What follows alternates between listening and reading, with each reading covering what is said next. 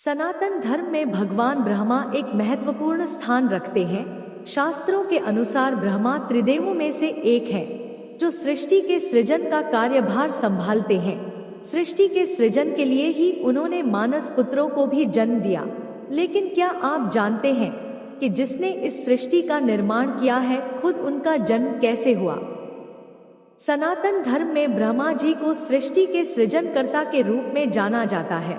वह त्रिदेव यानी ब्रह्मा, विष्णु और महेश, भगवान शिव में से एक है।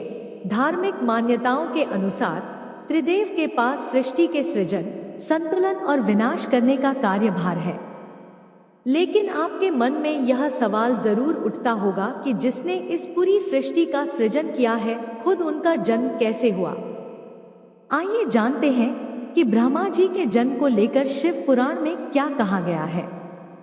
पौराणिक कथाओं के अनुसार ब्रह्मा जी की उत्पत्ति क्षीर सागर में विराजमान भगवान विष्णु की नाभि से निकले कमल के द्वारा हुई थी, इसलिए वह स्वयंभू भी कहे जाते हैं।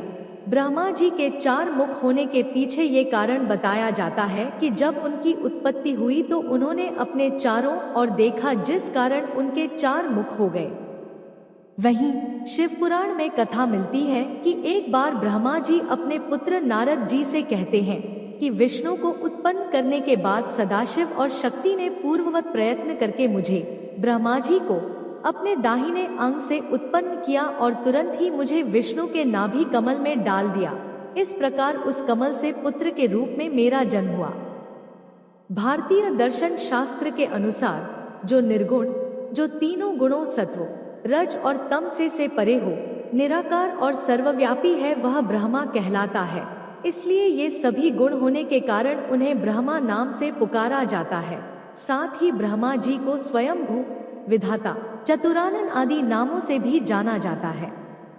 ब्रह्मा जी ने अपने हाथों में क्रमशः वरमुद्रा, अक्षर सूत्र, वेद और कमंडलू धारण किए हुए हैं। ब्रह्मा जी का वाहन हंस माना जाता है। ब्रह्मा जी की पत्नी का नाम सावित्री है। देवी सरस्वती को उनकी पुत्री माना जाता है। भगवान विष्णु की प्रेरणा से देवी सरस्वती को ब्रह्मा जी ने ही संपूर्ण वेदों का ज्ञान कराया था।